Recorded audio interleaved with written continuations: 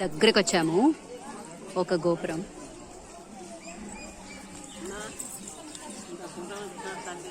లోపల ఎలా ఉంది.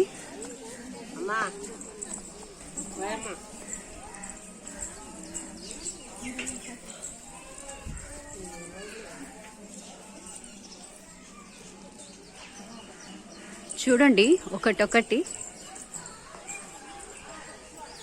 చాలా బాగా చేశారు. బ్రేక్ అయింది ఇక్కడ కూడా. ఐ థింక్ ఇన్వేడర్స్ వచ్చి ఉండొచ్చేమో. చాలా పాత ఇదండి, చాలా పాత టెంపుల్. చాలా బ్యూటిఫుల్గా కట్టారు. ఆర్కిటెక్ట్ అయిన స్టాచ్యూస్, స్కల్ప్చర్స్ ఎక్సలెంట్గా ఉంది.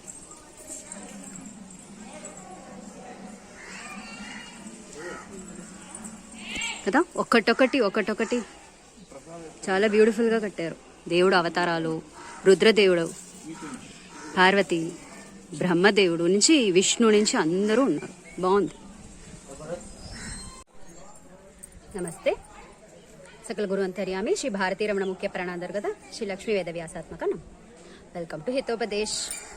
సో ఈ ఎపిసోడ్ ఈ ఆలంపూర్ జోగులాంబ టెంపుల్లో తీసుకుంటాను. ప్రకారం అన్ని చూసారు కదా, చాలా బ్యూటిఫుల్గా ఉంది. చాలా పవర్ఫుల్ గాడెస్ అనమాట. మనం ఏం ప్రార్థన చేసుకున్నా మంచిది డెఫినెట్గా జరుగుతుంది అని ఇక్కడ ఒక నమ్మకం ఉంది. ఈరోజు మనం ఇక్కడ నేను తీసుకున్న టాపిక్ ఏమంటే, మహాభారతంలో చూసారంటే ఒక్కొక్క సిచ్యువేషన్లో ఒక్కొక్కళ్ళు కృష్ణుడిని డౌట్ పడ్డారు. డౌట్ అంటే ఏమి, ఆయన దేవుడు కాదేమో అని. అందరూ కాదు, ఎక్సెప్ట్ ఒక పర్సన్. అది ఎవరు అంటే భీమసేన. భీమసేన తప్ప ఆల్మోస్ట్ అందరూ కృష్ణుడిని ఈయన దేవుడేనా అని ఒక డౌట్ అందరికి ఒక్కొక్క ప్లేస్ లో వచ్చింది. బికాస్ అది ఎట్లా మనం చెప్పగలుగుతామంటే వాళ్ళ రియాక్షన్స్ నుంచి. ఇప్పుడు కృష్ణుడు ఏమైనా చెప్తే అది ఒప్పుకుంటే దేవుడు అని నమ్మినట్టు కదా. కృష్ణుడు చెప్పేది నేను ఉల్లంఘనం చేస్తే, అంటే నేను రిఫ్యూజ్ చేస్తే అతన్ని దేవుడిని అని నమ్మలేదనే కదా అర్థం. అట్లా ఒక్కొక్కళ్ళు ఒక్కొక్క సిచ్యువేషన్ లో చెప్పారు.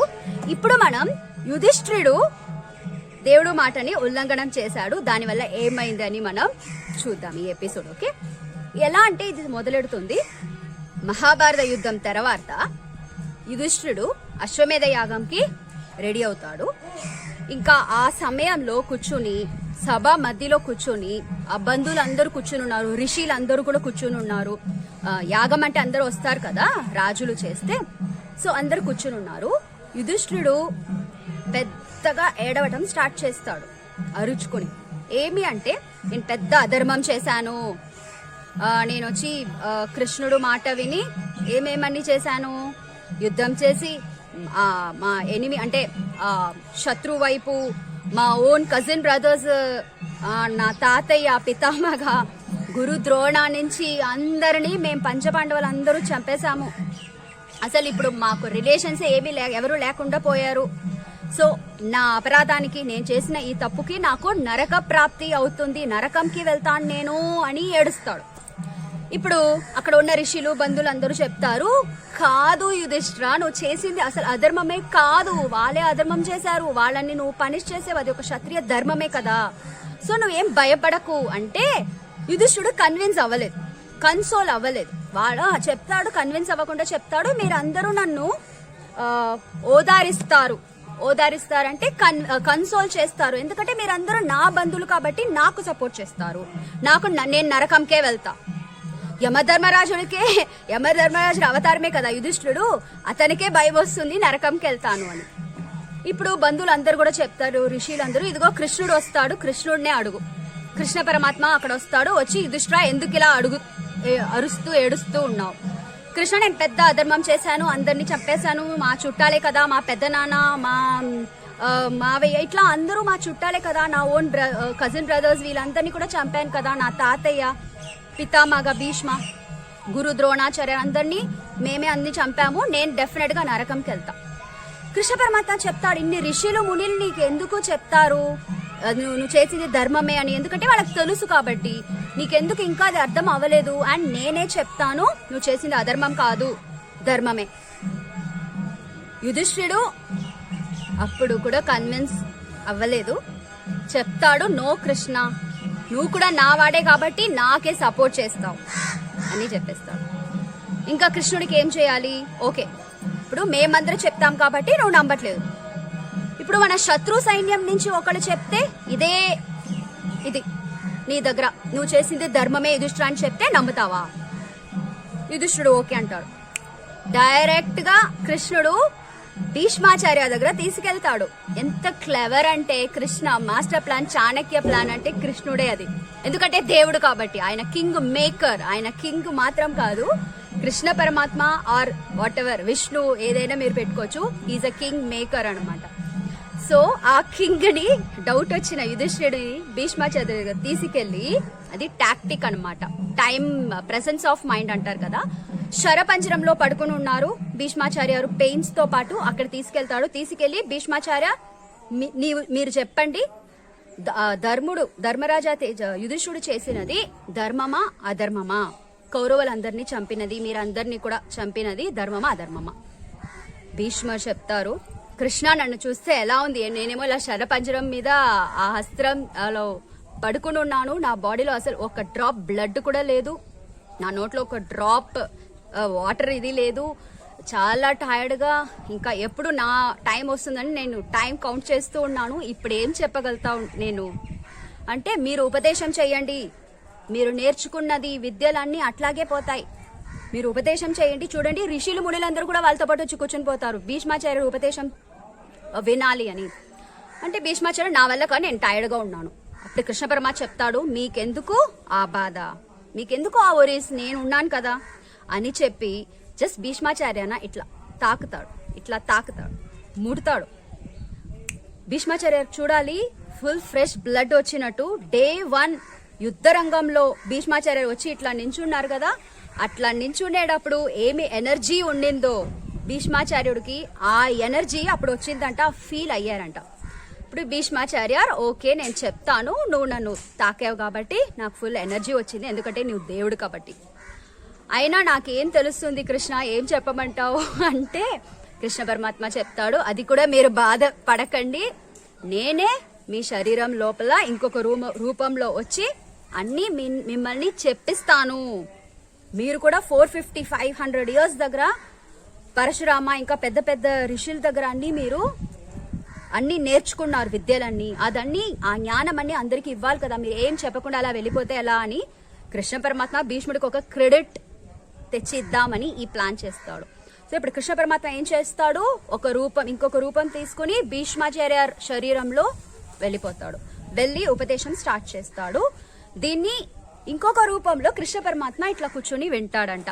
ఏమి లీల చూడండి, కృష్ణ ఒక రూపంలో భీష్మాచార్య లోపల వెళ్ళాడు, ఇంకొక రూపంలో బయట వెళ్ళి ఏమీ తెలీదు అన్నట్టు ఇలా ఇన్నోసెంట్గా కూర్చొని అన్ని వింటాడంట. ఇది ఎందుకంటే మనకన్నా చిన్న వాళ్ళు కూడా ఏమైనా మంచిది చెప్తే పెద్దవాళ్ళు వినాలి అని కృష్ణుడు చూపిస్తాడంట. కృష్ణుడు దేవుడు అయినా భీష్మాచార్య చెప్తే రెస్పెక్ట్ ఇవ్వాలి అన్న ఒక ఉద్దేశంతో పాటు కూర్చుని వినేలాగా చూపిస్తాడు అందరికి, లోకానికి.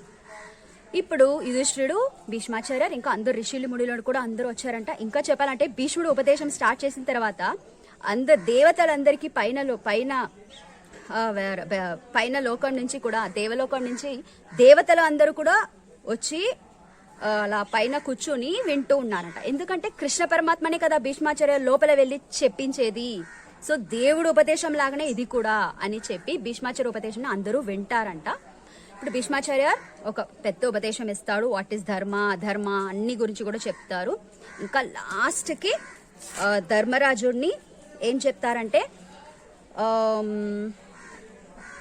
అధర్మం ఫస్ట్ గెలిచేలాగా ఉంటుంది, బట్ గెలవదు, ధర్మమే గెలుస్తుంది. ఫస్ట్ ధర్మం గెలిచేలాగా అలా మనం అనుకుంటాం, ఓ అదే కదా బాగా నడుస్తుంది అన్నట్టు.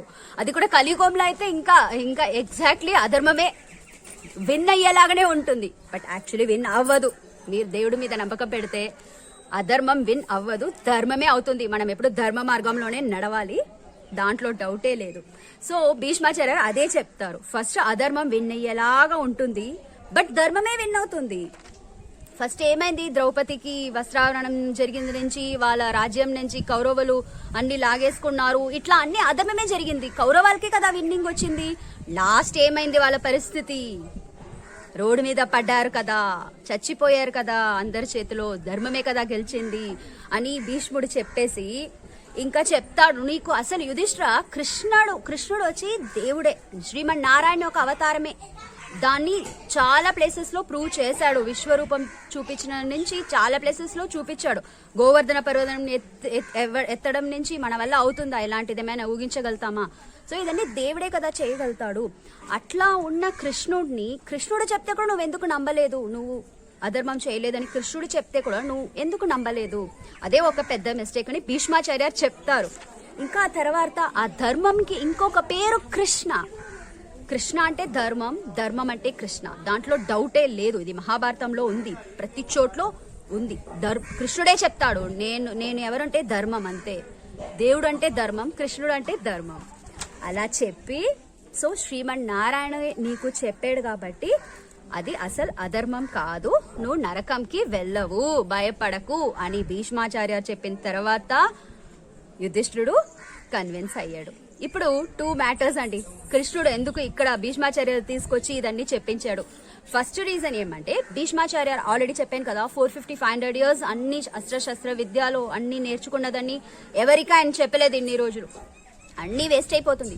ఆయన నోట్లో నుంచి అన్ని చెప్పిస్తే ఆయన కూడా ఒక సాటిస్ఫాక్షన్ గా పైకి వెళ్తారు. ఆయన అష్టవసులో ఒకడు, సో ఆ వసులోకంకి వెళ్ళిపోతారు, హ్యాపీగా వెళ్తారు కదా. ఓకే, నేను నేర్చుకున్నది కూడా అందరికీ చెప్పాను అని ఆయనకు ఒక క్రెడిట్ తెప్పించాలి, ఆయనకు క్రెడిట్ ఇవ్వాలి, మహాభారతంలో ఒక పెద్ద రోల్ ఇవ్వాలి అన్న ఒక ఉద్దేశంతో కృష్ణ పరమాత్మ భీష్మాచార్యకు తీసుకొచ్చి ఒక ఆపర్చునిటీ ఇచ్చాడు, భీష్మాచార్యకు క్రెడిట్ ఇచ్చాడు. నెక్స్ట్ ఇప్పుడు అర్జునుడికి ఇది ఒక పనిష్మెంట్ లాగా, ఎందుకు తెలుసా? అర్జునుడు యమధర్మరాజు అవతారం, తారతమ్యంలో పైకుంటాడు, అష్టవసు భీష్మాచార్య అష్టవసు కొంచెం కిందకొస్తారు, యమధర్మరాజుడు కన్నా కింద ఉంటారు. సో యుధిష్ఠుడికి ఇది ఏం పనిష్మెంట్ అంటే, నేను దేవుడు చెప్పింది నువ్వు నమ్మలేదు అంటే, నేను పెద్దవాడు నీకన్నా, నేను చెప్పేది నువ్వు నమ్మలేదంటే అప్పుడు నువ్వు ఎవరు చెప్పేది వింటావు? నీకన్నా చిన్నవాడు వెళ్ళి చెప్పేది వెళ్ళి వినుపో అని, అది నీ ఫేట్ అంతే, అది నీకు పనిష్మెంట్. ఇప్పుడు చిన్న పిల్లలు వచ్చి మనకి అడ్వైస్ చేసి మనని కరెక్ట్ చేసుకుంటే, మనం చేసుకుంటాం అనుకోండి, కరెక్ట్ చేసుకోవాలి, మనం తప్పు చేస్తే కరెక్ట్ చేసుకోవాలి, బట్ చిన్నవాళ్ళు చెప్పి మనని కనెక్ట్ చేసుకుంటే ఇట్స్ కైండ్ ఆఫ్ ఇన్సల్టింగ్ కదా పెద్దవాళ్ళకి. అది కృష్ణుడిని ఉద్దేశం అన్నమాట. సో యుధిష్ఠిరుడిని భీష్మాచార్య తీసుకొచ్చి అడ్వైస్ చేపించి అతనికి ఒక పనిష్మెంట్ కూడా ఇప్పిస్తాడు, ఎందుకంటే దేవుడైన నా మాటని నువ్వు వినట్లేదు, నా మీద నమ్మకం లేదు. ఎపిసోడ్ బాగుందా? Okay, so thank you very much for watching. చాలా కోతులు ఇక్కడ కూడా తిరుగుతాయి, సో నా ఫాస్ట్గా నేను కంప్లీట్ చేసుకుంటాను. So once again thank you very much for watching. సర్వం శ్రీకృష్ణార్పణమస్తు.